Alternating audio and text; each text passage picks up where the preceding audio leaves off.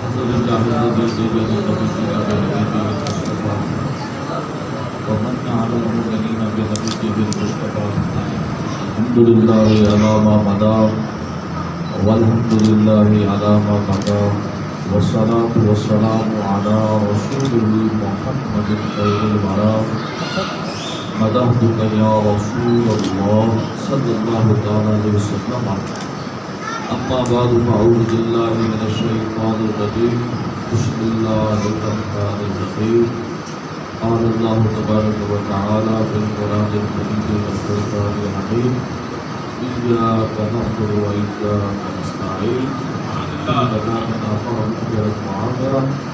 إن الله وملائكته يصلون على النبي يا أيها الذين آمنوا صلوا عليه وسلموا تسليما. اللهم صل على سيدنا مولانا محمد وعلى آل سيدنا ومولانا محمد مدني الجود والكرم مبارك وسلم عليه. سبحان الحقوق صافي لساني حقوق بحمرتي نبي تعالى ساعت ومشد لنهبي في كوز وحفظ بسكرة بين المغالب فقلت للسائل اللقطات بالركوب الحي والقلوب والرجال إلى آخره. الصلاة والسلام عليك يا رسول الله وعلى آلك وأصحابك يا حبيب الله. درود شریف ذوق سے پڑھیں. الصلاة والسلام عليك يا سيدنا رسول الله وعلى آلك وأصحابك يا سيدي يا حبيب الله. خالق کائنات رب العزت ولا الجزاء کی بارگاہ میں دعا ہے کہ اللہ رب العزت ہماری اس محفل طاعت کو اپنی بارگاہ کے اندر منظور و مقبول فرمائے.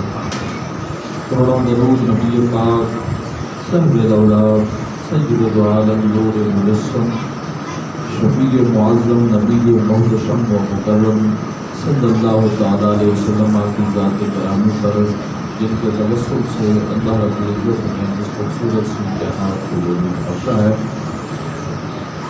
ہمارے برادر اختر بابا بشیر صاحب نے اس مجلس کا پورا تعارف بھی کرا دیا اور آپ لوگ پڑھے بھی واقف ہیں کہ ہمارے جناب شہزاد شفیق صاحب خلیفہ مجاز شرف کوشبی آپ کی کاوشوں سے یہ محفل پاک کا انعقاد ہوتا ہے. میرے دائیں جانے بیٹھے ہوئے نہایت بھی واجب الکرام سے جداد اس میں ہاشمی شاہ صاحب بیٹھے ہیں اور عثمان شاہ صاحب اور دیگر دوست احباب. وقت کی قدرت کے بعد مختصر سی ایک بات پہلے سماعت کریں کہ ہم لوگ ہر نماز میں سورہ فاتحہ شریف پڑھتے ہیں. ہر نماز میں کیا پڑھتے ہیں؟ سورہ ہاں جی یہ سورہ فاتحہ شریف نماز میں پڑھنا واجب ہے. بعض ایسے ہوتے ہیں کہ آپ کو کہیں گے کہ ہر نماز میں سورہ فاتحہ شریف پڑھنا فرض ہے اور بخاری شریف کے اندر ایک حدیث پاک ہے کہ وہ یہ کہتے ہیں کہ لا صلاۃ الا بفاتحۃ الکتاب کہ نماز سورہ فاتحہ کے بغیر نماز نہیں ہوتی. جب نماز نہیں ہوتی تو اس لیے سورہ فاتحہ شریف نماز میں فرض ہو گئی. یاد رکھیے گا احناف کا یعنی ہم لوگ حنفی ہیں الحمدللہ. احناف کا موقف یہ ہے کہ سورہ فاتحہ شریف نماز میں پڑھنا واجب ہے. نماز میں پڑھنا کیا ہے؟ اچھا ذہن میں یہ آتا ہے کہ وہ حدیث پاک پیش کر رہے ہیں اور وہ حدیث بخاری شریف کے لے آئے ہیں اور مد مقابل ہمیں یہ کہتا ہے کہ بخاری کے اندر ہے لا صلاۃ الا بفاتحۃ الکتاب کہ فاتحہ کے بغیر نماز نہیں ہوتی. اور آپ کہتے ہیں کہ احناف کا مذہب یہ ہے. تو یاد رکھیے کہ احناف نے اپنا موقف نہیں پیش کیا، احناف نے قرآن کی آیت پیش کیا. کیا پیش کیا؟ قرآن کی آیت. قرآن پاک کی آیت کے مقابلے میں جب حدیث پاک آ جائے گی تو پھر حدیث کو ایسے معنی پر معمول کریں گے تاکہ قرآن اور حدیث کا آپس میں ٹکراؤ نہ ہو. یعنی آپس میں کبھی بھی قرآن حدیث کا ٹکراؤ نہیں ہو سکتا. ہو ہی یہ بات بظاہری ایک ایسا مفہوم نظر آتا ہے جیسے بعض آیات کا آپس میں ٹکراؤ نظر آتا ہے آیاتوں کا، تو پھر ایک آیت کو دوسری اور دوسری آیت کو پہلے میں ایسے معنی اور مفاہیم پر معمول کیا جاتا ہے تاکہ دونوں آپس میں ٹکرائیں نہیں۔ اس کی مثال بھی سمجھیں کہ کبھی قرآن میں ایسا بھی آ جاتا ہے کہ قرآن کی ایک آیت ہے، اللہ تعالیٰ اپنے محبوب کے بارے میں فرماتا ہے اِنَّكَ لَا تَهْدِي مَنْ أَحْبَبْتَ، اے محبوب آپ اس کو ہدایت نہیں دے سکتے جس کو آپ پسند کرتے ہیں۔ قرآن کی آیت ہے، قرآن کی دوسری آیت ہے اِنَّكَ لَتَهْدِي، بے شک اے محبوب آپ کو بھیجا ہی ہدایت کے لیے گیا ہے، آپ آئے ہدایت کے لیے، آپ تو ہادی ہیں۔ اب ایک جگہ پہ لام تاکید سے نہ تہدی کہ بے شک آپ ہی ہدایت دینے والے ہیں، اللہ نے آپ کو ہدایت بنا کر ہادی بنا کر دے دے، اور ایک میں لا نفی کے ساتھ کہ لا تہدی نہیں کے ساتھ کہ آپ ہدایت دے نہیں سکتے۔ اب دونوں میں فرق ہے، یہ دونوں میں فرق یہ ہے کہ آیت ٹکرا نہیں سکتی کیونکہ یہ میرے رب کا کلام ہے۔ ہم اپنی بات میں پہلی بات کر کے دوسری بات کو بھول سکتے ہیں، لیکن اللہ کی طرف بھولنے کی نسبت تو نہیں ہو سکتی کہ اللہ تعالیٰ بھول سکتا ہے کہ معاذ اللہ پہلے فرما گیا میں تو نہیں دے سکتا، پھر بعد میں کہہ دیا کہ تو دے سکتا ہے، یا پہلے فرما دیا تھا کہ تو ہدایت دے سکتا ہے اور آگے جا کے کہا تو نہیں دے سکتا۔ ایسا ممکن ہے نہیں۔ یہ کسی اور کا مذہب ہے کہ جو کہتے ہیں معاذ اللہ خدا جھوٹ بھی بول سکتا ہے، کیونکہ قدرت پر لے آتے ہیں، اور اگر ہم قدرت کے معنی میں جائیں تو مفہوم نکل جائے گا۔ تو آپ کیا کریں گے؟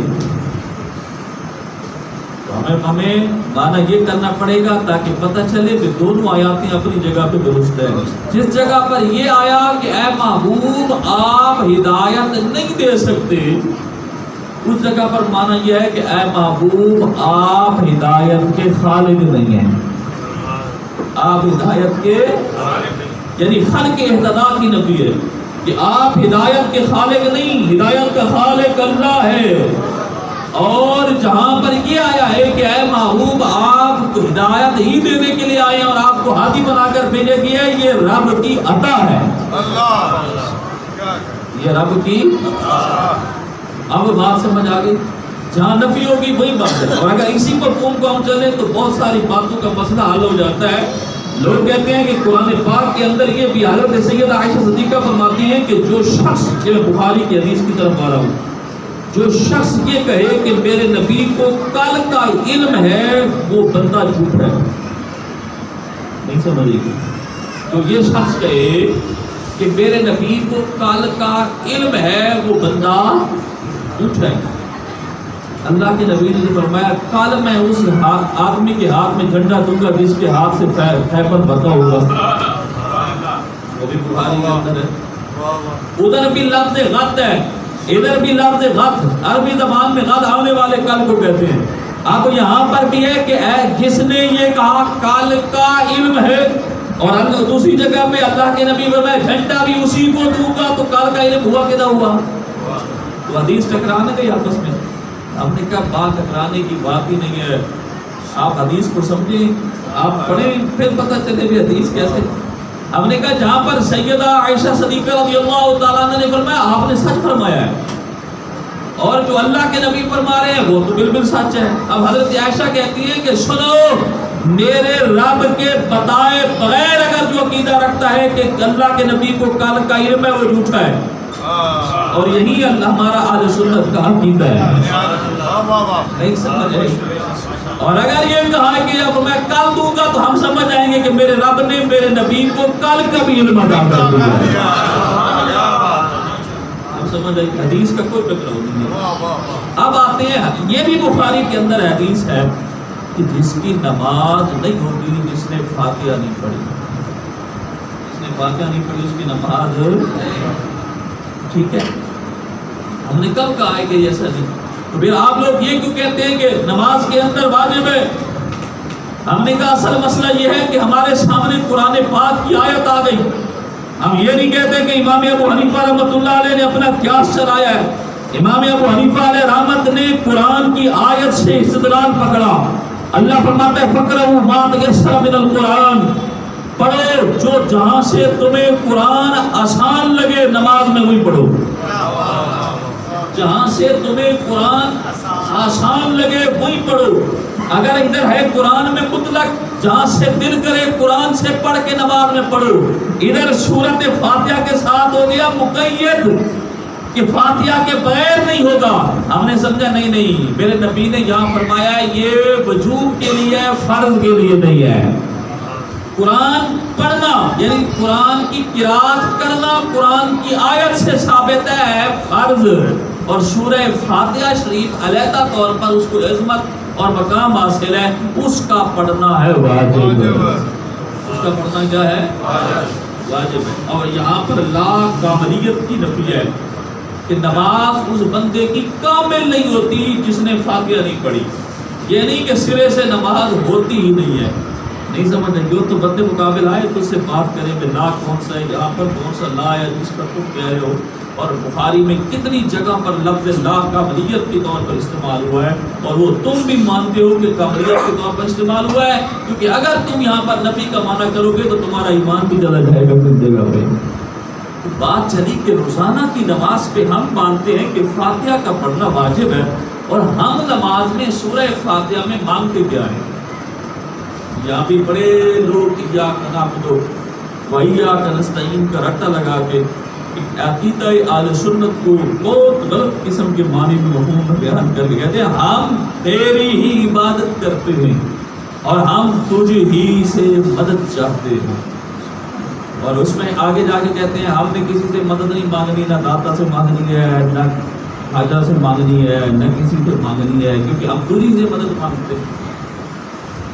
اگر قرآن کی یہ آیت اسی معنی پر دلالت کرتی تو یقین جانو سب سے پہلے اہل سنت چھوڑ چکے ہوتے۔ قرآن پاک کی یہ آیت کریمہ اگر اسی معنی پر دلالت کرتی کہ اے اللہ فقط تجھ ہی سے مانگتے ہیں اور تیرے بغیر کسی سے نہیں مانگتے، اور اس میں ذکر آگے یہ جو ایڈ کیا جاتا ہے کہ ہم داتا سے نہیں مانگتے، ہم فلاں سے نہیں مانگتے، ہم فلاں سے نہیں مانگتے، ہم شرک نہیں کرتے، یہ شرک کرنے والے مانگتے ہیں، یہ ایاک نعبد و ایاک نستعین کا معنی ایسا ہے ہی نہیں۔ بڑا تفسیر کوئی تفسیر اٹھا، ویسے میں ان تفسیر کا حوالہ دے رہا ہوں جس کو تمام تفاسیر کی بیبے کہا جاتا ہے، تفسیر بیضاوی، اس کا معنی ہے تفسیر ہاں، اور تفسیر بیضاوی نے یہ لیا ہے رئیس المفسرین حضرت عبداللہ بن عباس رضی اللہ تعالیٰ عنہ سے۔ اب میں معنی تمہیں بیان کر رہا ہوں، کوئی بھی بندہ تمہیں کہے ایاک نعبد و ایاک نستعین کا کیا معنی ہے، انہوں نے کہا ایاک نعبد، نمازی جب یہ کہتا ہے کہ ایاک نعبد تو وہ اپنی نماز کا خدا کی بارگاہ میں وسیلہ پیش کرتا ہے، خدا کی بارگاہ میں کیا پیش کرتا ہے، وسیلہ پیش کرتا ہے، اور کہتا ہے یا اللہ یہ جو ابھی میں نے نماز پڑھی اس کا واسطہ، یہ نماز تیری بارگاہ میں وسیلہ، اور جمع کا صیغہ اس لیے کہ میری نماز اگر اتنی قابل نہ صحیح بزرگوں کی نماز کے ساتھ ملا کے اس کو بھی قبول کر لو، جمع کا صیغہ ہے نہ بولو، ورنہ ایاک عابد ہونا چاہیے تھا۔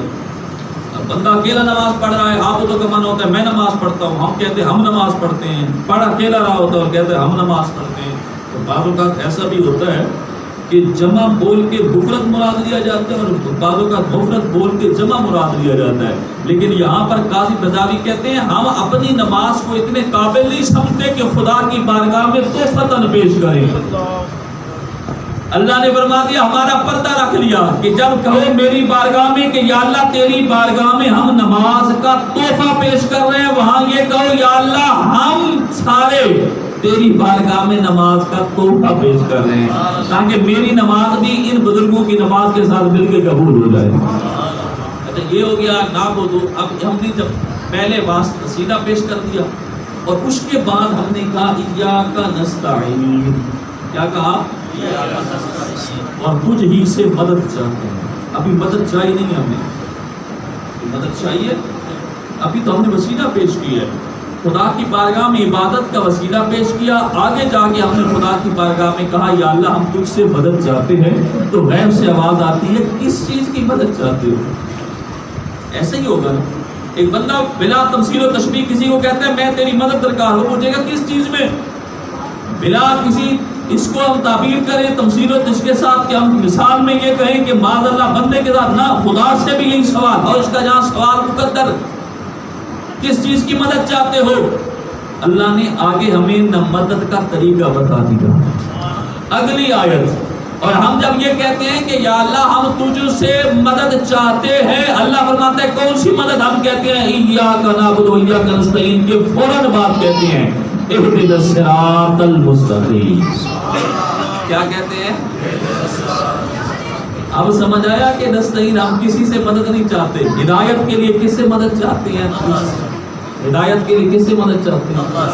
اللہ سے۔ اور آگے کہتے ہیں یا اللہ ہم تجھ سے صراط مستقیم کا مدد چاہتے ہیں، اور ہم تجھ سے ان لوگوں کے راستے مدد چاہتے ہیں جن لوگوں پر تیرا انعام ہوا، ان لوگوں پر جن پر تیرا اب انعام یافتہ لوگ کون ہیں؟ اللہ کے ولی۔ انعام یافتہ لوگ کون ہیں؟ اللہ کے ولی۔ اللہ کے ولیوں پہ انعام کون سا ہے؟ کیونکہ میں خود اس کو مصر کر رہا ہوں، ہمارے وقت کی ہے۔ اللہ کے انعام یہ ہے کہ اللہ کا ولی وہاں موجود نہیں ہوتا، اس کا ذکر ہو رہا ہوتا ہے۔ اللہ کا ولی وہ ہوتا ہے جہاں خود نہیں ہوتا لیکن اس کا ذکر ہو رہا ہوتا ہے۔ جیسے ہم نے یہاں آ کے ایک محفل پاک سجائی اور ہر ایک کو دعوت دی کہ آؤ ہم مجدد پاک رحمۃ اللہ علیہ کا ذکر خیر کریں، کہ مجدد صاحب آپ کے کون لگتے ہیں؟ کیا رشتہ داری ہے مجدد صاحب کے ساتھ؟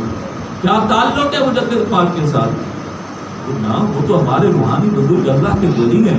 تو پھر کیا انہوں نے کہا ہے کہ میری محفلیں سجاؤ؟ کیا انہوں نے کہا کہ میرے تذکرے کرو؟ نہیں، انہوں نے نہیں کہا، لیکن ہم نماز میں یہ کہتے ہیں کہ یا اللہ ان لوگوں کے راستے پر چلا جن پر تیرا انعام ہوا۔ اور اہل سنت نے یہ بیڑا اٹھایا کہ اپنی قوم تک، اپنی اس اہل سنت کے نوجوان چھوٹے بڑوں تک پیغام پہنچائیں کہ نماز میں جس منم علیہ لوگوں کے بارے میں ہم کہہ رہے ہوتے ہیں، ان منم علیہ میں سے ہمارے مجدد پاک رحمۃ اللہ علیہ بھی ہیں، جن پر اللہ کا انعام ہوا، ان میں یہ بھی ہیں۔ یہی مقصود ہے ہماری محفل پاک کا، یعنی ہم لوگ جو نماز میں کہتے ہیں کہ یا اللہ اللہ کے ولیوں کے انعام یافتہ لوگ، اور یہ لفظ اتنا عام ہے کہ کوئی جس پر تھوڑا انعام ہوا یا خاص انعام ہوا، چھوٹا بڑا، تو خصوصاً وہ لوگ کہ جن پہ خدا کا اتنا کرم ہوا، اتنا کرم ہوا اور خدا کا اتنا قرب خاص ان کو حاصل ہوا کہ اللہ نے فرما دیا کہ ساری زندگی میں تم نے مجھے یاد کیا ہے، اب تم چلے گا تو قیامت تک تمہارا تذکرہ رہے گا، قیامت تک تمہارا کیا رہے گا؟ اللہ تعالیٰ ایک رفعت کا مفہوم ہے کہ اللہ تعالیٰ کسی کی کوئی شے نہیں رکھتا اپنے پاس۔ میں اس کو بہت سادے لفظ میں بیان کیا ہے تاکہ سمجھ آ سکے۔ اللہ تعالیٰ کسی کی کوئی شے، اور قرآن کی آیت کا مفہوم یہ ہے کہ اللہ تعالیٰ پورا اجر دیتا ہے۔ پورا کیا دیتا ہے؟ ساری زندگی جس بزرگ نے اللہ اللہ پکارا ہو، جس نے اٹھتے بیٹھتے چلتے سوتے پھرتے اللہ کو یاد کیا ہو، انہوں نے سب کچھ خدا کے لیے خدا کی راہ میں لٹا دیا ہو، پھر اس کا اللہ تعالیٰ کیا ایسے حق ادا کرے گا کہ بھول گئے لوگ اس کو؟ ہرگز نہیں۔ قیامت تک ان کا تذکرہ اسی لیے ہوگا کہ اللہ کو انہوں نے یاد کیا، اب اللہ نے لوگوں کے ذمہ لگا دیا کہ تم اس کو یاد کرو۔ اور ہمیں بڑی مشہور بات ہے، تاجدار گولڈا سیدنا پیر میرے علی شاہ رحمۃ اللہ علیہ آپ پاک فتح شریف تشریف لے گئے، ایک مولوی صاحب دوڑتے ہوئے آپ کے پاس آئے اور کہنے لگے یہاں سے بڑا شرک ہے۔ کیا ہو رہا ہے؟ شرک۔ میں کیا ہوا کہ لوگ کہتے ہیں جی یا فرید یا فرید یا فرید، کہ حضرت اللہ اللہ کوئی نہیں کرتا، یا فرید سارے کہہ رہے ہیں۔ تاجدار گولڈا کون؟ بعض لوگ کہتے ہیں پیر تھوڑے سے ایسے پیر ہوتا نہیں ہے، بعض اوقات انپڑھ پیر ہوتے ہیں، بھی جوہلا پیر ہوتے ہیں، بھی جنہوں نے پڑھا نہیں ہے۔ بعض ایسا علم ہوتا ہے جو ان کو اللہ تعالیٰ سے ایک ذاتی طور پر مخصوص علم حاصل ہوتا ہے، جس کو علم دنیا، وہ ذہنی طور پر مدارس میں پڑھے ہوئے نہیں ہوتے، لیکن ایسے عالم دین ہوتے ہیں ایسے علم رکھتے ہیں کہ سامنے مد مقابل چاہے جتنا بھی تعلیم یافتہ ہو ان کے سامنے نہیں کھڑا ہو سکتا۔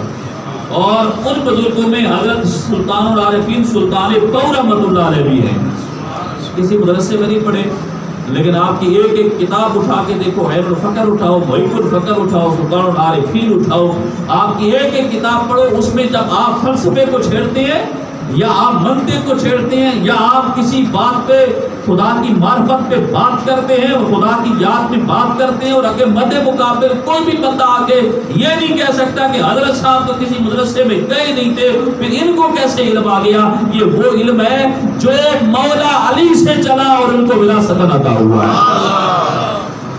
اور اعلی حضرت نے علیہ رحمت نے ذکر فرمایا فتاوی رضویہ شریف میں کہ جب اللہ کے نبی علیہ السلام معراج پاک سے تشریف لائے تھے تو آپ کو 70,000 علوم ہوا حاصل۔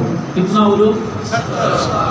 ایک ہوتا ہے 70,000 کسی کی معلومات کا حاصل ہونا، یہ اور ہے 70,000 علوم کا حاصل ہونا اور ہے۔ یہ اہل علم سمجھیں گے کہ علم اور شے، معلومات اور شے۔ علم کے ذریعے 70,000 علوم اللہ نے اپنے نبی کو عطا فرمائے، اور خصوصی طور پر اعلیٰ حضرت مجدد دین و ملت آپ فرماتے ہیں جس میں 35,000 علم خصوصی طور پر وہ تھے جو اللہ کے نبی نے حضرت مولا علی کو عطا فرمائے، اور انہی علوم میں سے وہ سلسلہ جو روحانی ہوتا ہے اس کے ذریعے وہ علم سینہ در سینہ بزرگوں کی لین و لڑی اور اس کے ساتھ تسلسل کے ساتھ چلتا چلتا وہ ایک پیر کا مرید تک، مرید کا پھر پیر تک، پھر اس طرح سلسلہ چلتا رہے گا، کیونکہ یہ روحانیت والا معاملہ قیامت تک ہی قائم رہے گا۔ اب وہ علوم جب کسی کو حاصل ہوتے ہیں تو اور ہوتے ہیں۔ تاجدار گولڈ سے جب کہا تو آپ کے پاس شرح صدر بھی تھا، آپ بڑے عالم دین بھی تھے، آپ فرمایا یہ تو کوئی مسئلہ ہی کوئی نہیں، یہ خود نہیں کہتے، اللہ تعالیٰ ان کی زبان پہ یا فرید جاری فرماتا ہے۔ وہ کہا وہ کیسے؟ اس لیے کہ قرآن نے وعدہ کیا ہے فَاذْكُرُونِي أَذْكُرْكُمْ، تم میرا ذکر کرو میں تیرا خرچہ کروں گا۔ اب اللہ کی زبان ہے، آپ نے فرمایا، انہوں نے کہا کہ نہیں، میں پھر اللہ تعالیٰ معذ جھوٹ تو بولتا نہیں، کہ تم میرا ذکر کرو میں تیرا ذکر کروں گا۔ اب خواجہ صاحب نے ساری زندگی اللہ اللہ کیا ہے، ساری زندگی مانتے ہو؟ ہاں نہیں، ہم بزرگوں کو یہ تو مانتے ہیں کہ اللہ اللہ کرتے تھے، جب اللہ اللہ کرتے تھے پھر اللہ نے وعدہ کیا جو مجھے یاد کرے گا میں اس کے یاد کروں گا، پھر اللہ کیسے یاد کرے گا؟ تو میں لوگوں کی زبانوں پہ اس کا نام جاری فرما دیتا ہوں۔ لوگوں کی زبانوں پہ کیا جاری فرما دیتے ہیں؟ یہ وہ لوگ ہیں جو منم علیہ ہیں، ان میں ہم جن کا ذکر کرنے لگے ہیں وہ مجدد پاک رحمۃ اللہ علیہ۔ مجدد پاک رحمۃ اللہ علیہ کے بارے میں آپ کے خود مرشد کامل حضرت باقی باللہ رحمۃ اللہ علیہ فرماتے ہیں کہ میرا ایک مرید ہے شیخ احمد۔ کیا نام ہے جی؟ کوئی بندہ پوچھے مجدد صاحب رحمۃ اللہ علیہ کے بارے میں کیا شخصیت ہے؟ انہوں نے کہا جن کے پیر جن کی تعریف کریں۔ نہیں سمجھے؟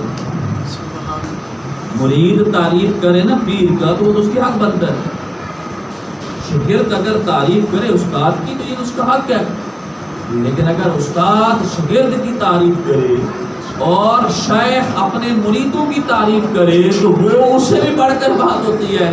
مجدد صاحب رحمۃ اللہ علیہ کے شیخ حضرت باقی باللہ رحمہ اللہ فرماتے ہیں کہ شیخ احمد وہ ہے اس جن کے ساتھ میرا وہ تعلق ہے جو ابو الحسن خرقانی کا اپنے مرید کامل کے ساتھ تھا۔ کسی نے پوچھا وہ کیسے؟ میں یہ تھا کہ اگر کچھ عرصہ وہ زندہ رہتے تو کیا پتا تھا میں اپنا فیض ان سے حاصل کر لیتا، اپنی ارادت کا فیض ان سے حاصل کرتا۔ جس کے مشائخ کا یہ ہو کہ پیر کامل اپنے مرید کامل کے لیے کہے، اور اگر ایک جگہ پہ فرمایا کہ سنو ایک ہوتا ہے مرید ہوتا ہے اور ایک ہوتا ہے مراد، فرمایا شیخ احمد میرے لیے مراد بن کر آئے ہیں۔ اور حضرت مجدد صاحب رحمۃ اللہ علیہ کے بہت سارے کرامات میں سے اور بہت سارے انعامات اور کمالات میں سے سب سے بڑا کمال یہ تھا کہ اللہ تعالیٰ نے آپ کو ایک مخصوص کام کے لیے چن لیا تھا۔ اس کے لیے چن لیا تھا، یہ خدا ہی چنا ہوتا ہے۔ ابھی خبر بشیر پاک صاحب بھی کہہ رہے تھے کہ کسی کے حصے میں آتا ہے کہ وہ محفل میں آتا ہے، تو یہ بات حقیقی ہے۔ بعض کا دل بیٹھے بیٹھے کرے کسی کی جگہ پہ چلے جاؤ جو وہاں کوئی نہیں، اگر ایک لفظ بھی سیکھ کے گئے تو چلے گئے، محفل کا مقصود حاصل ہوتا ہے. کوئی جا کے پوچھے کہ مجدد صاحب رحمۃ اللہ علیہ کون تھے؟ انہوں نے کہا وہ تھے جنہوں نے حق بات وقت کے بادشاہ کے سامنے بھی کہہ دی. وقت کے آج کل وقت کے بادشاہ کے سامنے حق بات کوئی نہیں کہتا، ورنہ کہتے تو کب کے کلمہ بھی سب ٹھیک کرا دیتے ہمارے حکمرانوں کو. ہمارے حکمرانوں کو کلمے نہیں آتے. حقیقت ہے کہ نہیں ہے؟ اللہ ماشاء اللہ قریب لوگ. کوئی محمد رسول اللہ پڑھ رہا ہے، کوئی محمد رسول اللہ پڑھ رہا ہے کہ نہیں ہے؟ کوئی کسی آیت کا کیا وقت جو ساتھ بیٹھے ہوتے ہیں مولوی حضرات، جو سارے کے سارے مشائخ حضرات ہیں، وہ کم از کم کلمہ تو درست کروا لیں ان سے، اور تو کچھ نہ کریں. کم از کم یہ تو کہہ سکتے ہیں حضرت صاحب کم از کم کلمہ شریف درست کر لو. کوئی نہیں کہتے کیونکہ حق بات کر کیا پتہ ہے وہ کہیں گے دوڑ جا تو ادھر کیوں ہے مجھے سکھانے دین کا. اس وقت یہ تھا نہیں. وہ حضرت خواجہ سلیم چشتی رحمۃ اللہ علیہ کہ وقت کا حاکم حکمران آپ سے ملنے آیا تو آپ نے اپنے پاؤں آگے کر دیے. آپ بیٹھے تھے تو وہ ملنے آیا حاکم وقت، آپ نے اپنے پاؤں لمبے کر دیے. یوں حاکم وقت کو برا لگا کہ میرے پاؤں آپ میرے سامنے پاؤں کیسے کر دیے. اس نے کہا تمہیں محفل اور کسی کے بزرگ کسی آدمی کے آداب کا پتہ کوئی نہیں. فرمایا سن لے، جس دن سے ہم نے تم سے ہاتھ کھینچے ہیں پاؤں لمبے کر دیے ہم نے. نہیں سمجھ آیا؟ دنیا حاکم وقت سے اگر آپ ہاتھ کھینچیں گے تو پاؤں لمبے کریں گے، اگر ہاتھ آگے بڑھائیں گے تو پاؤں تو پیچھے آئیں گے آپ کے.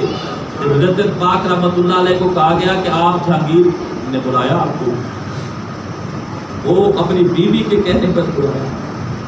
عورت ایک ایسا فتنہ ہے، عورت حقیقتاً فتنہ بھی ہے.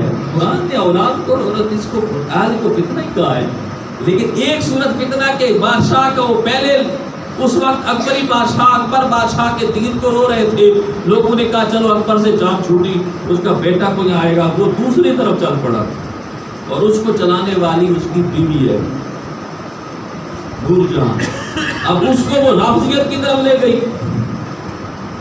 اب سنا کہ شیخ کے پاس بہت سارے لوگ جاتے ہیں، یہاں تک کہ اس فوج کا جنرل سمجھو عہدے پر فائز بندہ بھی مجدد صاحب رحمۃ اللہ علیہ کا مرید ہو گیا ہے.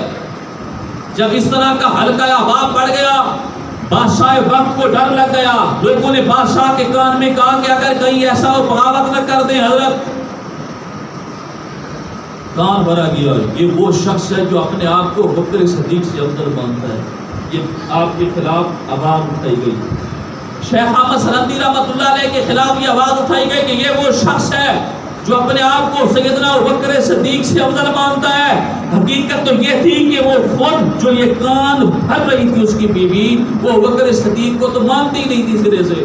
افضل تو ایک جگہ پہ رہ گئی. لیکن ایک بات کو پھیلانا مقصود تھا. مجدد صاحب کو بلایا گیا. اب دو صورتیں تھیں. پہلی صورت یہ تھی کہ جب اس کی بارگاہ میں کوئی بادشاہ کے دربار میں کوئی جاتا تو اس کو تعظیمی سجدہ کرتا جہانگیر کو. دوسرا یہ کہ اس کو سلام کر کے سجدہ کرتا. مجدد صاحب نے نہ سلام کیا تو نہ اس کو سجدہ کیا، نہ سلام کیا اور نہ ساتھ بیٹھے مفتی نے مزید اس کے کہ اس پر باس کرے وہ کان میں بادشاہ کے بھیجے ہوا تھا کہ جلدی سے فیصلہ نپٹایا جائے. جہانگیر نے کہا سنا ہے کہ تو اپنے آپ کو ابوبکر صدیق سے افضل مانتا ہے. اس پر بھی باس ہے، ہم کریں گے کسی دن انشاءاللہ کہ ابوبکر صدیق والا کون سا معاملہ ہے کہ حضرت پر کیوں توبت لگی. وہ وحدت الوجود اور وحدت الشہود کے جو مسائل ہیں اس پہ لوگ الجھ پڑے اور مجدد صاحب پر اتنے الزامات. آج کل کے دور میں لوگ بعضوں کا مجدد صاحب کی تعلیمات کو نہیں سمجھ پاتے تو وہ کہتے ہیں کہ شاید کسی اور مسلک کے تھے کیونکہ حضرت کی سمجھ نہیں آئی. آپ کے صاحبزادے کو بھی کسی نے سوال لکھ دیا کہ میں نے تو مجدد صاحب کو پڑھا لیکن سمجھ نہیں آئی. انہوں نے کہا پہلے مجدد صاحب جیسا علم تو نہ ہونا مجدد سمجھ تو تب تمہیں آئے گی. مکتوبات معصومیت کے اندر یہ پہلا سوال ہے. اس نے کہا میں تو چھوڑے جا رہا ہوں اور میں تیرا علم اتنا ہی تھا سمجھ تمہیں نہیں آئی. اب کون کہہ سکتا ہے. یہ اور بات ہے کہ حضرت صاحب نے فرمایا میں نے سیر مجھے خدا نہیں کرائی. میں اشارہ کر رہا ہوں میں نے سیر کی. سیر کرتا کرتا کرتا میں ایک ایسے مقام پر پہنچا جو مقام صدیقیت ہے. जहाँ पर अबू बकर सिद्दीक का मकाम है, मुझे खुदा ने उससे भी ऊपर सैर कराई। अब यहाँ सैर के माने को आपने जिक्र किया तो लोगों ने पकड़ लिया कि हजरत का अकीदा ये है कि मैं अबू बकर सिद्दीक से अफजल हूँ। उसने सवाल किया, मैं मुख्तसर कर रहा हूँ, उन्होंने सवाल किया कि हजरत आपने सुना है कि आप अपने आप को अबू बकर सिद्दीक से अफजल मानते हैं? तो मुजद्दिद साहब रहमतुल्लाह ने फरमाया, सुनो ऐ बादशाह वक्त, मैं चौथे खलीफा। अब अगला मुकाबले वाला बंदा भी तो वही था जो खलीफा अव्वल मानता था। हजरत के अल्फाज देखिएगा, हक गोई देखिएगा, आलिम दीन का हक क्या होता है, किस तरह गुफ्तगू का लहजा होता है, ये मुजद्दिद साहब समझा गए। आप फरमाया, सुनो बादशाह वक्त, मैं चौथे खलीफा हजरत अलीउल मुर्तजा शेर खुदा रज़ी अल्लाह ताला अन्हु को बकर सिद्दीक से अफजल नहीं मानता, जे जाएगी अपने आप को मानो। समझ आई? दो तरह का रद्द फरमाया। पहले अकीदा समझाया कि आले सुन्नत का अकीदा ये है, क़यामत तक यही रहेगा, अफजल कौन है? हजरत अबू बकर सिद्दीक रज़ियल्लाहु ताला। नहीं समझ आई? और फिर क्योंकि खुद मौला अली कहते हैं कि सबसे अफजल, तिरमिज़ी शरीफ की सही हदीस पाक उठाओ, हजरत मोहम्मद बिन हनफिया से जो रिवायत है, मौला अली के सरदार मोहम्मद बिन हनफिया से रिवायत है, और उन्होंने पूछा था कौन अफजल है? फरमाया अबू बकर सिद्दीक अफजल है। उन्होंने कहा हुजूर मेरा मकसद कोई और था। फरमाया कौन अफजल है? हजरत उमर फारूक अफजल है। उन्होंने कहा जी मेरा मकसद, फरमाया उस्मान गनी अफजल है। तीसरा दर्जा। उन्होंने कहा हजरत मैं आपके बारे में पूछ रहा। फरमाया मैंने इधर कहा कि मैं अभी बात यहाँ हजरत खत्म हो गई है तिरमिज़ी हदीस, लेकिन हजरत ने ये समझा दिया कि जो तरतीब मैं तुम्हें बता रहा हूँ ऐसी ही तरतीब हक है। बात समझ आई कि ना? अच्छा, अब हजरत ने आपने फरमाया, उसने कहा अच्छा अब ये तो बात खत्म हो गई, सारे चुप कर गए, इसने तो वो कर दिया। अब मौलवी ने लुकमा दिया। बादशाह एक और गलती भी इससे हुई है, वो ये कि जब दाखिल हुआ है तो ना इसने तुम्हें सलाम किया है ना सजदा किया है। पहले इससे ये पूछो। मुजद्दिद साहब ने आले सुन्नत का अकीदा सुनो, आज भी हमारा अकीदा यही है। मुजद्दिद साहब ने फरमाया मेरे नजदीक सजदा ताज़ीमी हराम है। सजदा ताज़ीमी क्या है? आज भी अगर कोई कब्र को सजदा करे, दो सूरतें हैं, या सजदा इबादत होगा या सजदा ताज़ीम होगा। सजदा इबादत करना कुफ्र, सजदा ताज़ीमी करना इस उम्मत में हराम। बात समझ आई? ये आले सुन्नत का अकीदा है। वरना तुम्हें पकड़ के ले आएंगे गाँव वाले सरकार के सामने, गए लोग सजदा किए हुए थे, आले सुन्नत उधर गए, तुम कहो ना हमें बुजुर्ग सिखा गए सजदा ताज़ीमी हराम है। सजदा ताज़ीमी सजदे के क्या मफ़हूम है, इस तरफ जाओ ही नहीं। हमारे बुजुर्ग ये उन्होंने कहा मेरे नजदीक सजदा ताज़ीमी हराम है। दूसरा उन्होंने कहा सजदा ताज़ीमी हराम है, तुम सजदा नहीं कर सकते, मुझे सलाम क्यों नहीं किया? उसने कहा है बादशाह मैंने तुम्हें गुनाह से बचाया है, मैंने तुम्हें सलाम इसीलिए नहीं किया कि तू गुनाह में मुब्तला ना हो। उन्होंने कहा ये कौन सी मंतिक है कि सलाम करने वाला तू सलाम करता, ये तो तेरा ऊपर हक है। उसने कहा मेरा सलाम करना सुन्नत और उस सलाम का जवाब देना तेरे ऊपर वाजिब था, लेकिन क्यों कि तेरे जब मैं दाखिल हुआ तो तेरे तेवर कुछ ऐसे थे कि तू मेरे मुखालिफ था, और मैं सलाम भी करता तो मेरे सलाम का जवाब न देता। ऐसी जगह पे मैंने सलाम नहीं किया ताकि अगला बंदा गुनहगार ना हो जाए। और यहाँ एक बहुत बड़ा मसला समझा गया मुजद्दिद साहब, ऐसी जगह पे सलाम करना मना है जहाँ सलाम का जवाब कोई न दे सके और अगले गुनहगार हो। आप लोग मस्जिद में दाखिल होते हैं, लोग जिक्र अस्कार में लगे हुए हैं या कुरान पाक की तिलावत में, आपका दाखिल होना बरहक, आके आप सलाम करते हैं, अगला बंदा कुरान की तिलावत को छोड़ के आपको सलाम का जवाब देगा या जिक्र अस्कार को छोड़ के सलाम देगा। बाज़ औक़ात उसकी तवज्जो होगी नहीं और सलाम का जवाब नहीं देगा, वो बंदा बेचारा सुन के गुनहगार हो जाएगा। इसीलिए इस जगह पे एहतियात कीजिएगा, जो बंदा बगैर किसी चीज के बैठा हुआ है उस पे सलाम कीजिएगा, बाकियों पे सलाम न कीजिएगा। तुम तो कर रहे हो सुन्नत, अगले पे हो जाता है वाजिब। मुजद्दिद साहब ये मसला समझा गया हमें। आखिरी बात करूं कि मुजद्दिद साहब पर जब और कोई इल्जाम न ठहरा, उन्होंने आपको अंदर कर दिया जेल में। ये मुजद्दिद साहब रहमतुल्लाह अलैह पहले पेशन गोई फरमा गए थे कि मेरी 53 साल की उम्र में मुझ पे इम्तिहानात आएगा और उस इम्तिहान का मकसद ये होता है कि खुदा मेरे रुके हुए मरातिब को आगे बुलंद फरमा देगा। मेरे जो मरातिब रुके होंगे मर्तबे وہ جو رکے ہوئے ہوں گے اللہ تعالیٰ اس کو بلند کر دے گا. اب مجدد صاحب جب جیل میں گئے تو اس وقت کا میں نے ابھی بتایا کہ جنرل کے عہدے پر فائز حضرت صاحب کا مرید تھا. کہنے لگا حضور اگر اجازت ہو تو بغاوت کا نہ اعلان کر دیں یا احتجاج کر دیں کہ آپ کو جیل میں ڈالا گیا. فرمایا ہرگز نہیں, میرا مقصد حکومت کرنا ہے ہی اور نہ وقت کے خلاف ایسی, میرا مقصد حق بات سمجھانا ہے. اور حق بات کیسے سمجھائی گئی؟ خود جہانگیر کے نے بیان کیا, اس کی بیٹی کو نبی علیہ السلام کی خواب میں زیارت ہوئی. اس کی زیارت ہوئی, سرکار کی زیارت ہوئی, اور لوگ حق پر حق ہیں. بخاری شریف اٹھاؤ جلد نمبر 2 کتاب رویا کے اندر امام بخاری نے فرمایا تھا کہ اللہ کے نبی فرماتے ہیں کہ من رآنی فقد رآ الحق, اور مسلم کے اندر حدیث ہے کہ من رآنی فی المنام فسیرانی فی الیقظہ. فرمایا جو شخص, یہ غامدی کا بھی رد ہو گیا, غامدی کا میں نے نام لے لیا, سن لے, یہ مسلم کی صحیح روایت غامدی کا رد ہے. من رآنی فی المنام فسیرانی فی الیقظہ, وہ کہتا ہے خواب ایک خیال ہے. اللہ کے نبی کو عام بندہ خواب میں دیکھ ہی نہیں سکتا, کیونکہ خواب میں ہر وہ شے آتی ہے جو بندہ ذہنی دیکھتا ہے. ہم نے کہا اس کو رکھ ایک شیف میں. میرے نبی فرما چکے ہیں جس نے مجھے خواب میں دیکھا ان قریب وہ جاگتے ہوئے مجھے دیکھے گا, ان قریب وہ مجھے. اور ہر حاوی کے اندر امام جلالی سیوطی رحمۃ روایت لے کے آئے, حضرت عباس آگے اپنی خالہ میمونہ کے پاس آ کے پریشان بیٹھے ہیں, سیدہ طیبہ حضرت میمونہ کے پاس. آپ نے کہا کیوں, کیا ہوا؟ کہتے ہیں خواب میں رسول اللہ کی زیارت ہو گئی ہے. حضرت عبداللہ بن عباس کہتے ہیں خواب میں زیارت ہو گئی ہے. انہوں نے کہا پھر پریشانی کی کیا بات ہے؟ انہوں نے کہا میرے نبی نے فرمایا جو مجھے خواب میں دیکھے گا ان قریب وہ مجھے جاگتے ہوئے دیکھے گا. اب میں خواب میں زیارت تو کر چکا, اب میں کہ اللہ کا نبی کا فرمان بھی برحق, اب میں جاگتے ہوئے کیسے کروں گا؟ اب میں تمہیں جاگتے ہوئے زیارت کرا دیتی ہوں. الحاوی کے اندر یہ روایت موجود ہے, امام جلالی سیوطی نے لکھی ہے. آپ سنیے تو معلوم ہوا مجدد صاحب کے بارے میں, جہانگیر کی بیٹی کو اللہ کے نبی کی زیارت ہوئی. فرمایا اپنے باپ کو کہہ دے میرے بیٹے. لفظ سنیے گا, نبی نے کیا فرمایا؟ میرے. اور یہ ایک دفعہ نہیں فرمایا, ایک اور جگہ بھی فرمایا تھا آپ نے, جب آپ کی شادی کا مسئلہ آیا تھا.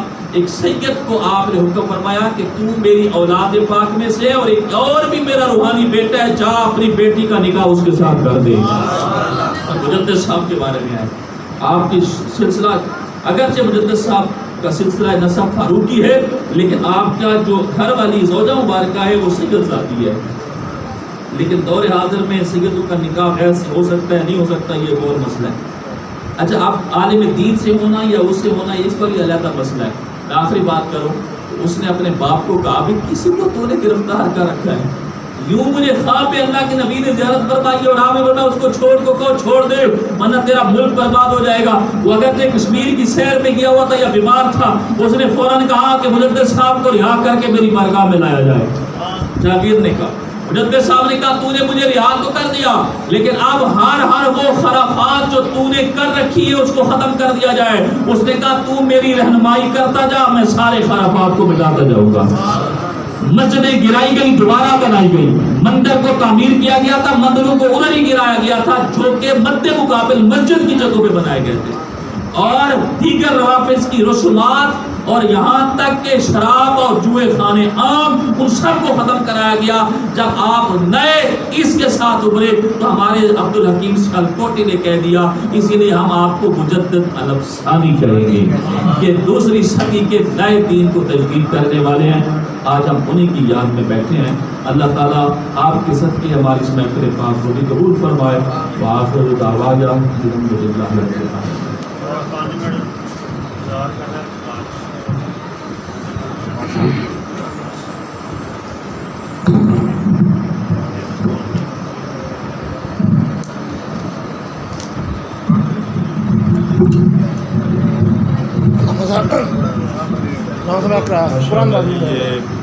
آپ لوگوں کو اس چیز کا بہت علم ہوگا اس مقصد میں.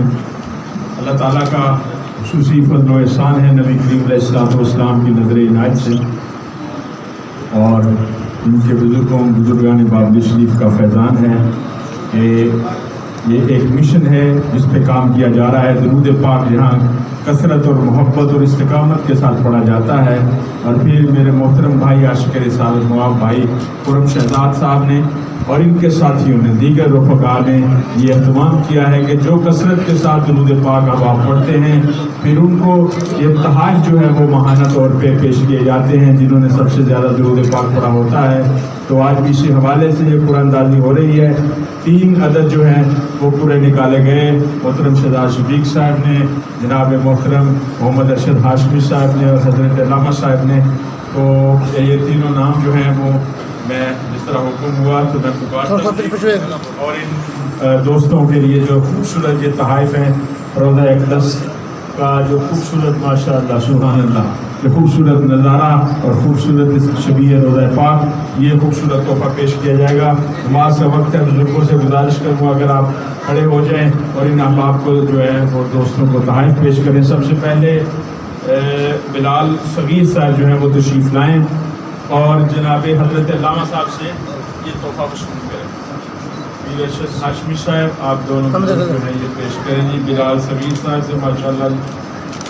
اور اس کے بعد محمد طلحہ صاحب جو ہیں ان کے لیے بھی یہی خوبصورت تحفہ. محمد طلحہ صاحب درود پاک کی محبت کثرت سے پڑھنے کی وجہ سے استقامت سے پڑھنے کی وجہ سے اللہ تعالیٰ ان تمام دوستوں کا عظیم اجر عطا فرمائے اور ان کی کاوشوں کو تمام بخشے. محمد طلحہ صاحب جو ہیں ان کو بھی یہ تحفہ پیش کیا جا رہا ہے ماشاءاللہ. میں جناب محترم محمد شہزاد شفیق صاحب سے اور پیر ارشد ہاشمی صاحب سے گزارش کروں گا کہ حافظ قاسم صاحب کو یہ ایک عدد تحفہ جو ہے یہ پیش کریں. محترم محمد شہزاد شفیق صاحب اور جناب عبداللہ پیر صاحب سے گزارش کروں گا کہ بھائی قاسم صاحب 7 بجے تھوڑا سا اللہ پاک جی ان کوششوں کو تمام بڑی خوشی ہوتی ہے اس حوالے سے.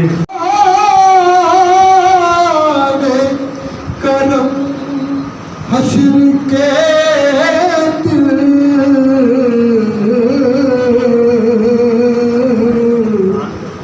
دیکھ کر وہ سدے دامان کرم حشر کے دل میرا دامان طلب آپ ہی شرماتا ہے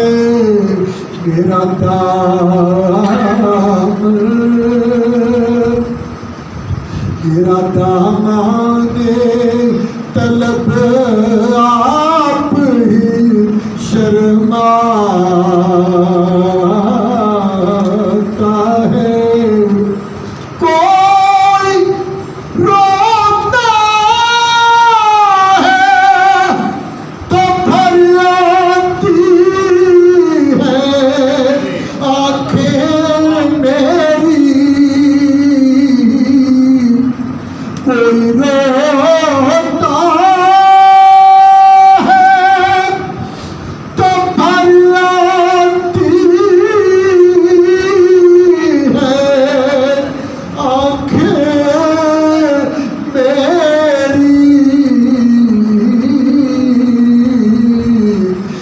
سمجھتا ہوں مدینہ سے یاد آتا ہے. میں سمجھتا ہوں مدینہ سے یاد آتا ہے. میں سمجھتا ہوں مدینہ سے یاد آتا ہے. رسالت نعرہ حیدری نعرہ غوثیہ فیضان شرف پور شریف.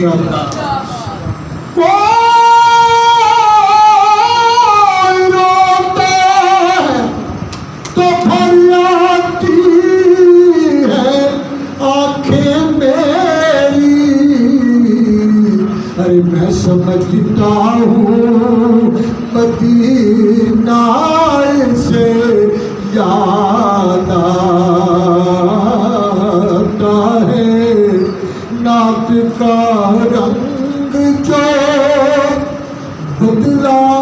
تو میں سمجھا آزم نعت کا رنگ جو بدلا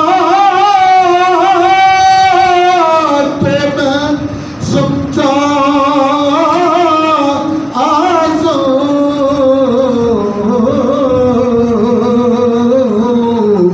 پہلے میں کہتا تھا اب کوئی کہلواتا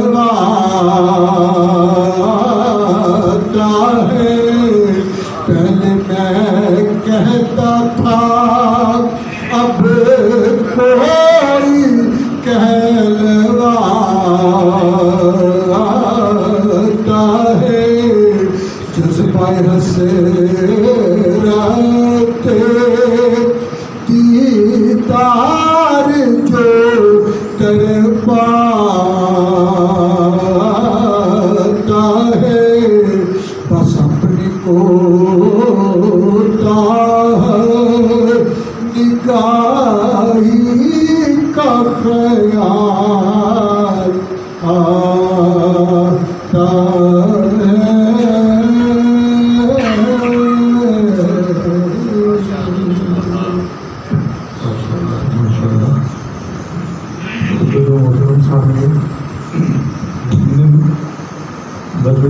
ضلع گجرات کے جو تمام ماہانہ نہیں ہے لیکن روزمرہ کے حوالے سے اس ماہ سفر المظفر میں یوم مجدد انتصاری کے حوالے سے محافل کا انعقاد ہو رہا ہے. ایک ہفتے کے وقفے کے بعد یہ قافلہ آج جہاں جم ضروری جامعہ مسجد میں پہنچا ہے. زیر صدارت قاسم فیضان شرکپور شریف خلیفہ مجاز آستانہ عالیہ شرکپور شریف میری مراد جناب محترم خاندارہ محمد شہزاد شفیق شرکپوری لکھپتی مددی رحمت برکاتہ عالیہ اور یہ پینلوں کے ساتھ جو روزانہ روانہ ہوتا ہے. الحمدللہ آج علم کالونی کو یہ سعادت حاصل ہوئی ہے. یقیناً اللہ کے کلام نور سے محفل کا آغاز ہو چکا. ابھی محمد عارف شاہ گوندر صاحب الحاج محمد اعظم چشتی اللہ رحمت کا خوبصورت کرامات کی سماعتوں کی نظر کر رہے تھے. یہ محفلیں اکٹھا ہونا ذکر الہی ذکر محبوب الہی یہ وہ اللہ تعالیٰ ہے جو ہمیں بہانہ اور وسیلہ وہی نعرہ تکبیر نعرہ رسالت نعرہ حیدری نعرہ غوثیہ یہ طریقے راہل شریف محمد ارشد ہاشمی صاحب کا مالیہ تشریف لائے.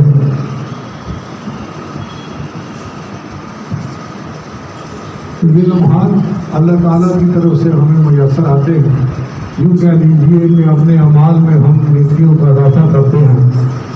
تو مختصر ایک شعر سے میں اپنے برادر عزیز چونکہ وہ دو شاعر بھی ہیں ناکام بھی ہیں الحمدللہ اللہ تعالیٰ نے بے شمار صفات سے نوازا ہے کہ ہدے چمن نہ چمن کی بہار میں گزرے.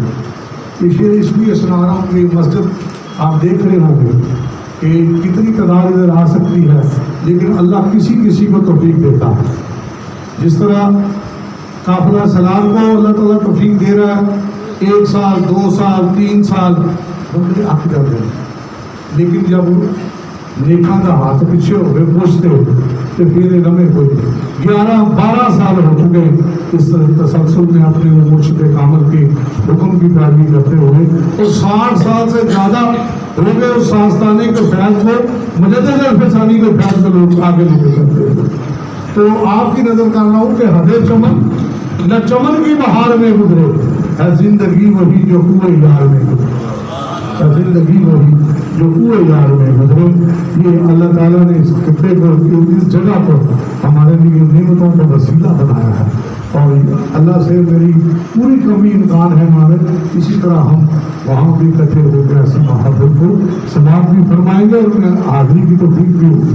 تو میں ملتمس ہوں اپنے برادر عزیز نعت گو شاعر نعت خواں جناب محمد شفیق جلوہ صاحب سے وہ اپنا کلام مدد الفسانی کے حوالے سے صحیح اس محفل میں ہماری سماعتوں کی نظر کرتے ہیں. درود پاک اچھا اچھا سامنے آؤ.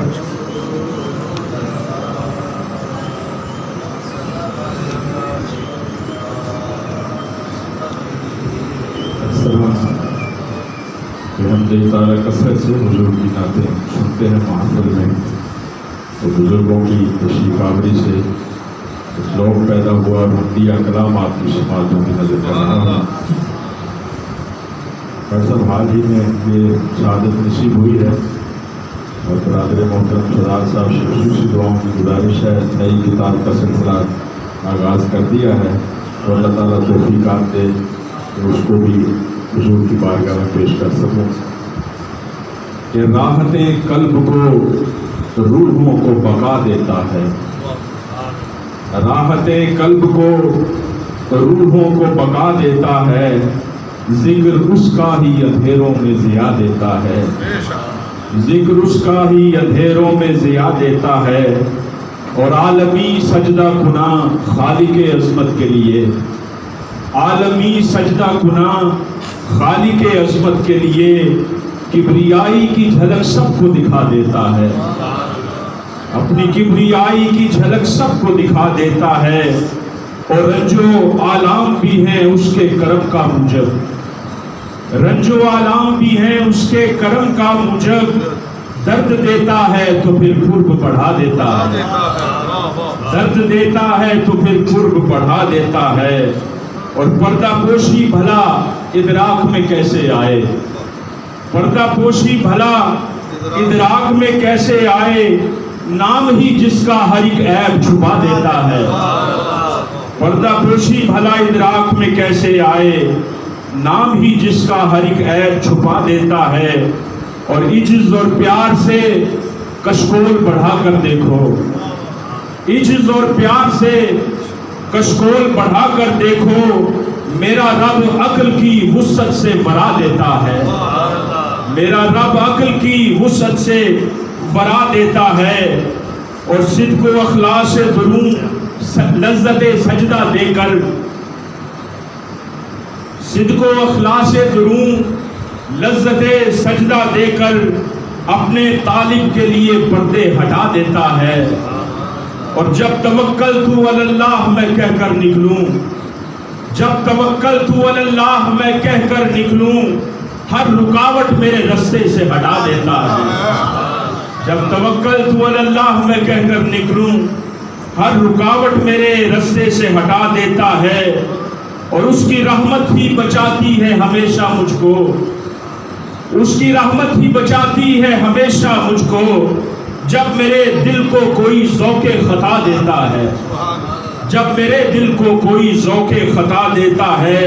اور بھائی صاحب شعر خصوصی سماعت فرمائیے کہ اپنے محبوب کو کوثر سے وہ کم کیا دیتا، اپنے محبوب کو کوثر سے وہ کم کیا دیتا، نعمتیں اپنی جو منکر کو کھلا دیتا ہے. اپنے محبوب کو کوثر سے وہ کم کیا دیتا، نعمتیں اپنی جو منکر کو کھلا دیتا ہے. اور چند آنسو بھی عطا کرتا ہے وہ مجھ کو شکیل، چند آنسو بھی عطا کرتا ہے وہ مجھ کو شکیل. اپنے دربار میں جب اس نے ثنا دیتا ہے، اپنے دربار میں جب اس نے ثنا دیتا ہے. اور اسی طرح اللہ تعالیٰ کی بارگاہ میں چند عرضیاں وہ بھی سماعت فرمائیے اسی ذوق و شوق کے ساتھ کہ مالک کن فیکون نار کو گلزار بنا، مالک کن فیکون نار کو گلزار بنا. شب گرفتہ ہیں ہمیں منبع انوار بنا، شب گرفتہ ہیں ہمیں منبع انوار بنا. نور قرآن سے ہوں سینے منور مولا، نور قرآن سے ہوں سینے منور مولا. سیرت سرور عالم کا طلبگار بنا، سیرت سرور عالم کا طلبگار بنا. اور سردار صاحب شعر دیکھیے کہ ذوق ایثار بڑھے شوق اخوت جاگے، ذوق ایثار بڑھے شوق اخوت جاگے. ہوس دل کو بھی اب جذبہ انصار بنا، ہوس دل کو بھی اب جذبہ انصار بنا.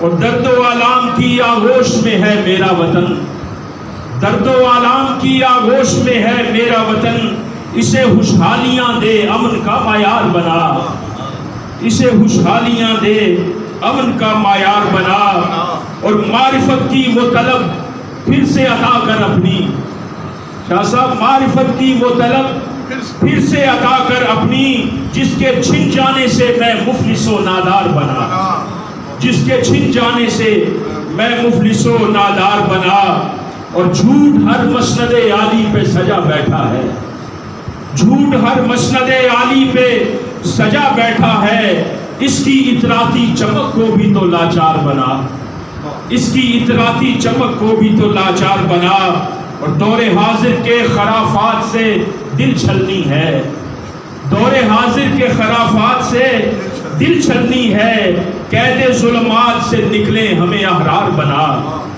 قید ظلمات سے نکلے ہمیں احرار بنا، اور التجا ہے یہ تیرے در پہ شکیل آسی کو، التجا ہے مولا، التجا ہے یہ تیرے در پہ شکیل آسی کو، عشق صدیق دے اور خادم سرکار بنا۔ سبحان اللہ، سبحان اللہ۔ یہ تھے برادر عزیز محمد شفیع ویڈیو صاحب، امین محترم گرامی قدر حضرات، ایک آزاد غزل کی جو موجودہ یا آزاد نعت ہے، جس میں بیٹھ کا خیال ذرا کم ہوتا ہے لیکن مفہوم بڑا اعلیٰ ہے۔ کہ مشکلوں میں بھی مسکراتا ہوں، تو احساس عید ہوتا ہے، مشکلوں میں بھی مسکراتا ہوں، دل کو احساس عید ہوتا ہے، یاد طیبہ شوق طیبہ بن کے روشن ہوتا ہے۔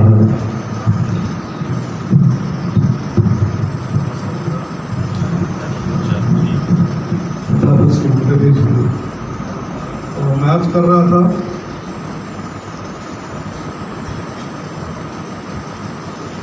میری آنکھیں لاہور جیسی ہیں، میں کہ چلتا ہوں جو سن لیا، میری آنکھیں لاہور جیسی ہیں، کیوں اس کو نسبت ہے میرے داتا سے، میری آنکھیں لاہور جیسی ہیں، اس کو نسبت ہے میرے آقا سے، میرا دل پاک بھی ہے پتن بھی ہے، میرا دل پاک بھی ہے پتن بھی ہے، کیوں اس میں یاد فرید رہتا، اس میں خیال فرید رہتا ہے، جس دل میں حب علی نہیں اس کا کوئی خیال نہیں، چاہے وہ کعبے بھی جائے کعبے جا کے پلید رہتا ہے، جس کے دل میں حب علی نہیں اور اس کے دل میں کوئی خیال نہیں، وہ کعبے جا کے بھی پلید رہتا ہے۔ آئیے میں رسول جناب محمد اطاعت شاکر صاحب سے خطاب تشریف لائے اور اپنی حاضری کا شرح کرتے ہیں۔ ان محفلوں سے مجھے بڑی کلاس ملتی ہے، تو کلام جو مجھے آج بار نہ ہو تو میں اس میں رپیٹ کر کے اس کو میرے دل میں سما جاتا ہے، جنہوں کہتے ہیں یاد ہو جاتا ہے آج بار۔ یہ بھی اللہ کی توفیق ہے کہ وہ ایسے لمحے میسر کرتا ہے جو تیاری کا سبب ہے۔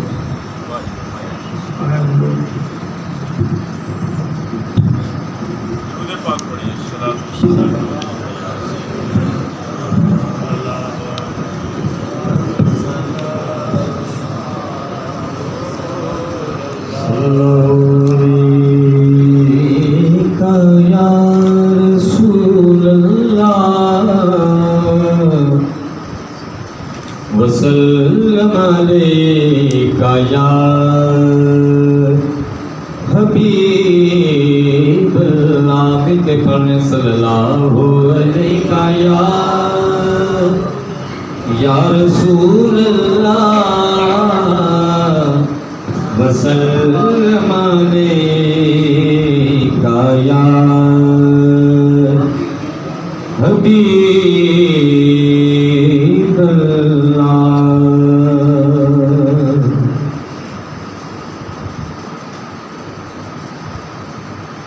تیرے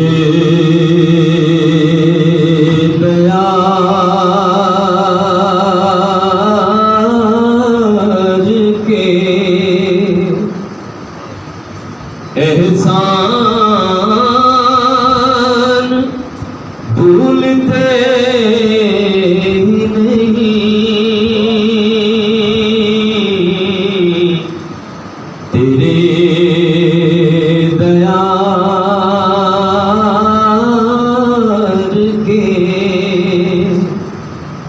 احسان بھولتے ہی نہیں،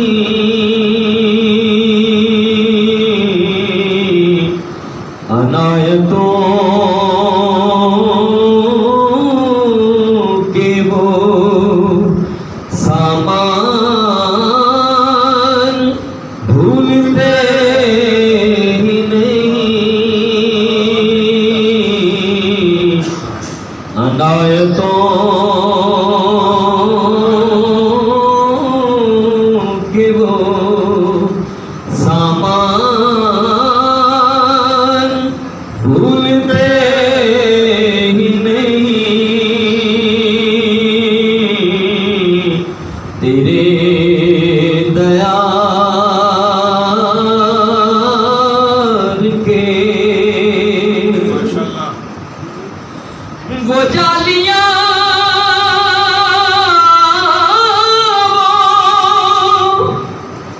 دریچے و منبروں محراب،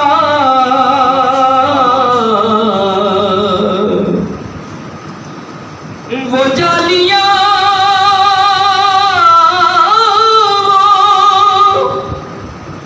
دریچے و منبروں محراب،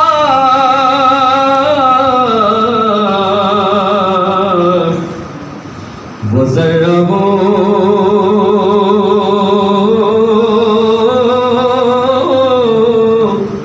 وہ ذرہ روزہ ہو دربان بھولتے ہی نہیں، وہ در وہ روزہ ہو دربان بھولتے ہی نہیں، تیرے دیار کے جبھی پہ نور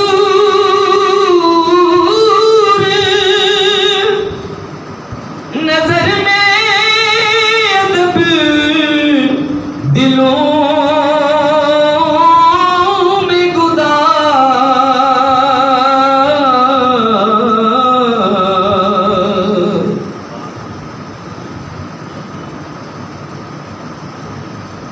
جبھی پہ نور سامان بھولتے ہی نہیں،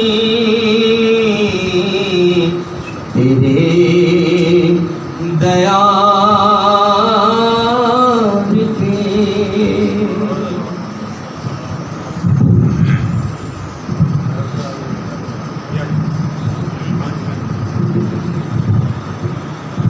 محفوظ رہنے کے ایڈیٹر پر رہنا کی عقل آ گئی ہے۔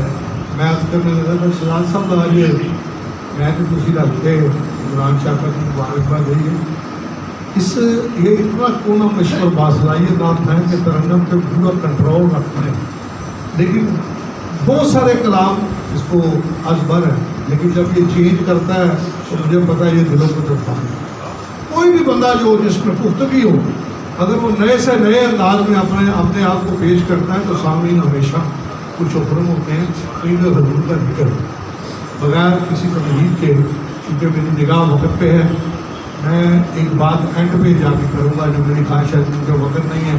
میں محرم ہاشمی صاحب سے عرض کروں گا آپ تشریف لائیں اور اپنی مختصر کے ہاتھ کی مدد کریں۔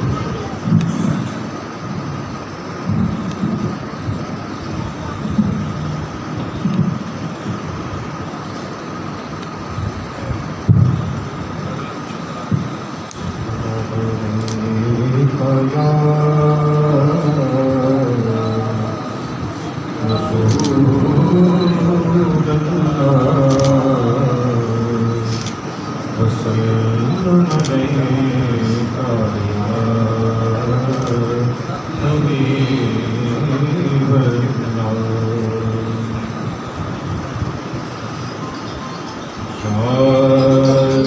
جب مجھے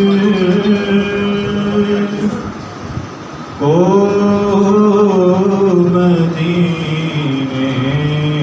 کی فضا آتی ہے، یاد جب مجھے کو مدینے کی فضا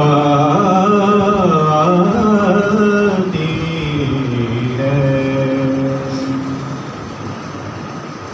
یاد جب مجھے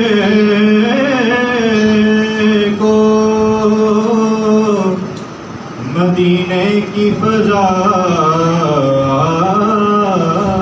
آتی ہے،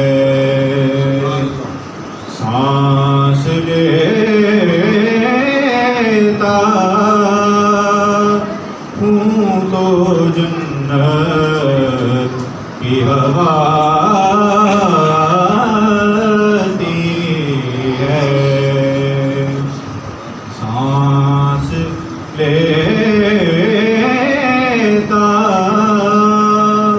ہوں تو جنت کی ہوا آتی ہے،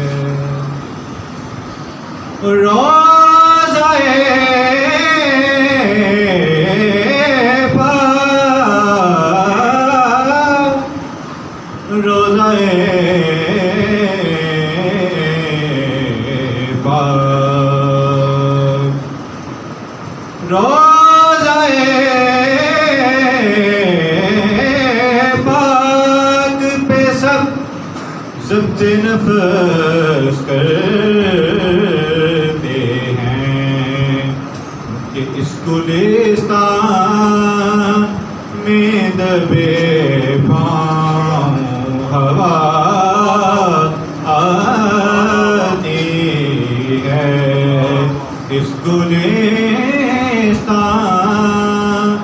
میں دبے پاؤں ہوا آتی ہے، اور ہوں غلامان محمد کے غلاموں کا غلام، ہوں غلامان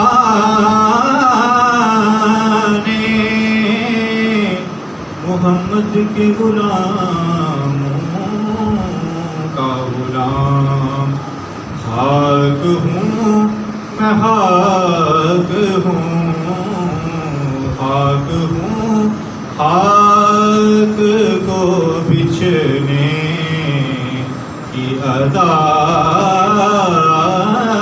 آتی ہے، خاک ہوں خاک کو بچھنے کی ادا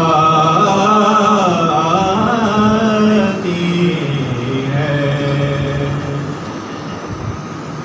اور غم احمد میں میرے دل سے نکلتا ہے دھواں، غم احمد میں میرے دل سے نکلتا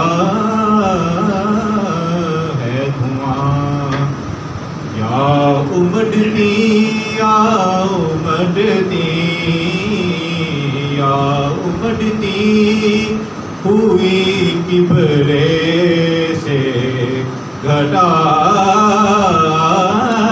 آتی ہے، یا امڑتی ہوئی کبرے سے گھٹا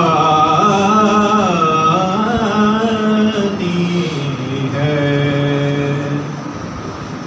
داورے حشر نے یہ کہہ کے مجھے بخش دیا، داورے حشر نے یہ کہہ کے مجھے بخش دیا،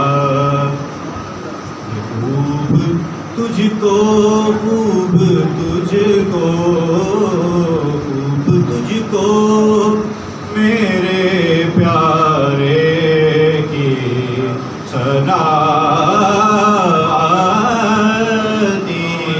ہے، خوب تجھ کو میرے پیارے کی صنعتی ہے، یاد جب مجھے کو مدینے کی قضا آتی ہے۔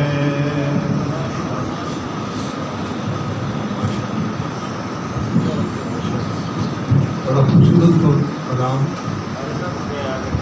مجھے گما ہے شاید امیر منائی کا کلام ان کا لکھا ہوا، بڑے کلیات امیر ہیں، بڑے اعلیٰ، جیسا دربار کرتے ویسا سماجی، ویسے ہی یہ کلام امیر منائی لکھتے رہے ہیں۔ میں اپنے سارے نعت خانوں کو بے نواؤں کو جب ذوق نوا دیتے ہیں، کیونکہ ہر گلشن میں ہم نے ہر قسم کی روح کو یہاں محبت مصطفیٰ میں دیکھا ہے کہ بے نواؤں کو وہ جب ذوق نوا دیتے ہیں، اس کا خالق ہے ریٹائرڈ جسٹس ذکی الدین پال قریشی، کہ بے نواؤں کو وہ جب ذوق نوا دیتے ہیں، کمبرو گوزرو سلمان بنا دیتے ہیں، دو جواب ان کو جو کہتے ہیں وہ کیا دیتے ہیں، دو جواب ان کو جو کہتے ہیں وہ کیا دیتے ہیں، جو خدا دیتا ہے وہی محبوب خدا دیتے ہیں، دو جواب ان کو جو کہتے ہیں وہ کیا دیتے ہیں، جو خدا دیتا ہے وہی محبوب خدا دیتے ہیں۔ تو میں نے جو کہا نا کمبرو گوزرو سلمان دیتے ہیں، میری بدمی جمیل کے اس قافلے میں ان 7 چیزوں کی خوشبو، اور یہ قافلہ سرار ہے مدھر کا، میری مراد جناب سید محمد عثمان شاہ صاحب سے اللہ سلامت رکھے، جناب اپنے انداز میں اپنے حضور کی مدر کے پھول چاہوں۔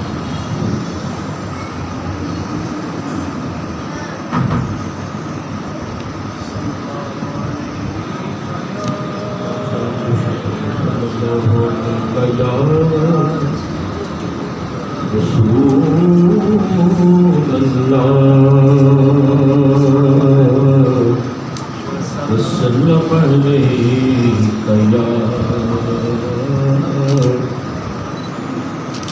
حبیب اللہ۔ تمام حضرات نے نعت شریف سماعت فرمائی۔ آج کی یہ جو محفل ہے بالخصوص نام ربانی رحمۃ اللہ تعالیٰ علیہ کے حوالے سے ایک منقبت پیش کر کے یاد چاہوں گا، محبت سے سماعت فرمائیے۔ بس دل میں عقیدت ہے مجدد الفسانی کی، بسی دل میں عقیدت ہے مجدد الفسانی کی، بسی دل میں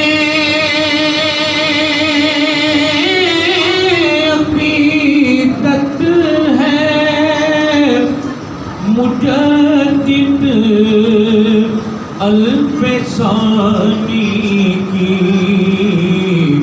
ورائے فہم عظمت ہے، ورائے فہم عظمت ہے، مجدد الفسانی کی، ورائے فہم عظمت ہے مجدد فسانی کی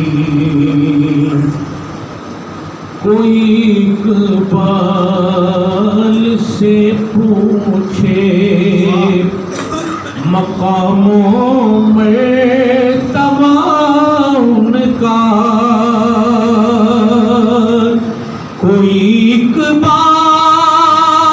سے پوچھے مقاموں مرتبہ ان کا کہ جو سمجھا حقیقت ہے مجدد فسانی کی کہ جو سمجھا حقیقت ہے مجدد فسانی کی اور جہانگیری جھکا پائی نہ جن کے عزم و ہمت کو جہانگیری جھکا پائی نہ جن کے عزم و ہمت کو وہ محکم استقامت ہے وہ محکم استقامت ہے مجدد الفسانی کی اور ولائے سید والا اسی دل میں نمو پائے ولائے سید والا اسی دل میں نمو پائے کہ جس دل میں محبت ہے کہ جس دل میں محبت ہے مجدد الفسانی کی شریعت میں طریقت میں حقیقت میں وہ ہے کامل شریعت میں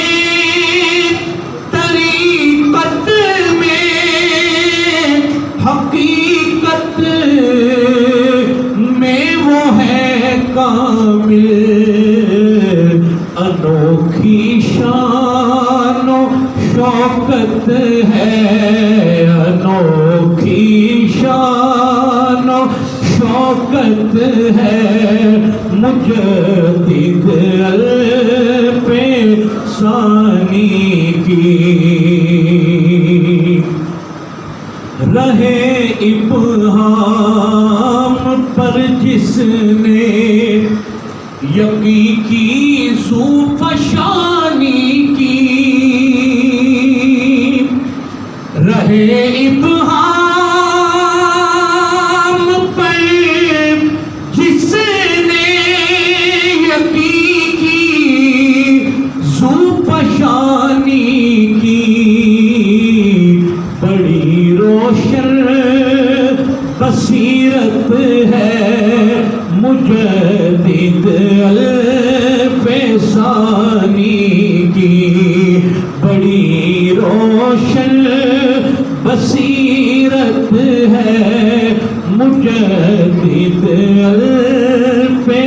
الفسانی کی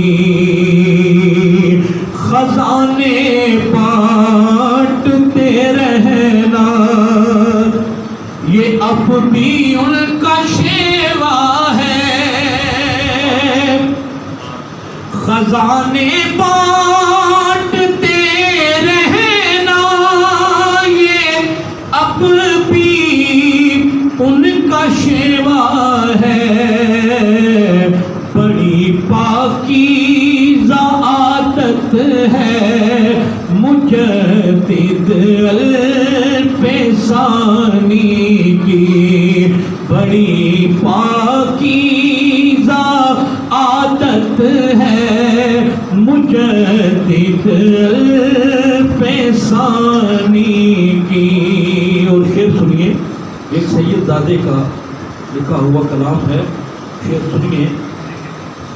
میں ان کی منقبت کہنے کے قابل تو نہیں حسنی، میں ان کی منقبت کہنے کے قابل تو نہیں حسنی، یہ مجھ پر خاص شفقت ہے مجدد الفسانی کی، یہ مجھ پر خاص شفقت ہے مجدد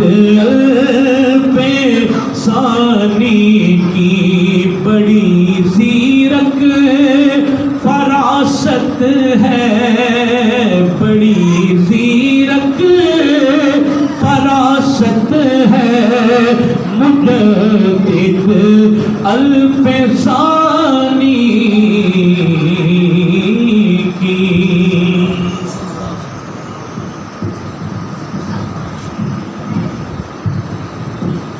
اس موضوع کے حوالے سے اصل جو مرتبہ کا کتاب کا آغاز ویسے میں یہ شناخت کے حوالے سے میں چاہتا ہوں کہ یہ جس طرح کلپس بن رہے ہیں ہماری محفل کے سیرت مجدد الفسانی کے حوالے سے،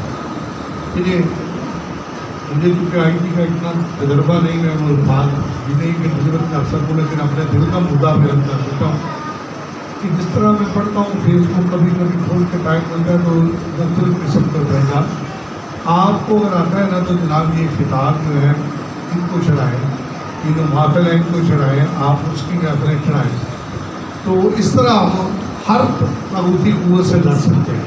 بہتر طریقہ ہے کیونکہ آج کل جنگ جو ہے سوشل میڈیا کی اور آئی ٹی ٹیکنالوجی یوز کر کے ہوتی ہے، تو بہتر طریقہ ہے میری امید ہے کہ ان کو جو ریکارڈ ہو رہے ہیں ان کو اپلوڈ کیا جائے تاکہ نوجوان نسل جو ہے جس طرح یہ منقوبات آپ نے جو سنی ہے ایک ایک لفظ سیرت مجدد الفسانی کا آشکارا ہوا۔